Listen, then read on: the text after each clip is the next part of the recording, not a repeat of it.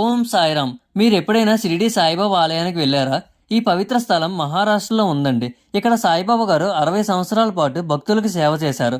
ఆలయం లోపలికి అడుగు పెట్టగానే మనసు ఆగిపోతుందండి. తెల్లని మార్బుల్ విగ్రహం, పూల సువాసన, ఓం సాయిరామ్ అంటూ గంభీరంగా మారే గాలి అన్నీ కలిపి ఒక దైవిక అనుభూతిని ఇస్తాయి. ఉదయం 4 గంటల నుంచి ఆలయం తెరుచుకుంటుంది. రాత్రి 10 వరకు ఉంటుందండి. ఉచిత దర్శనం కూడా ఉంటుంది. ప్రత్యేక దర్శనం టికెట్ వచ్చి 200 మాత్రమే. దర్శనం తర్వాత ఉచిత అన్నదానం, ప్రసాదం కూడా లభిస్తాయి. సబ్కా మాలిక్ ఏక్ అని చెప్పిన సాయిబాబా అడుగు జాడల్లో ఒక్కసారైనా నడిస్తే గుండె నిండిపోతుందండి.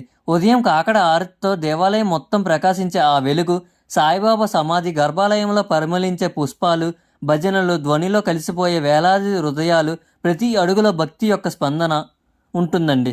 ఒక్కసారైనా బాబా ఆశీస్సులు పొందడానికి ఇక్కడికి రావాలండి.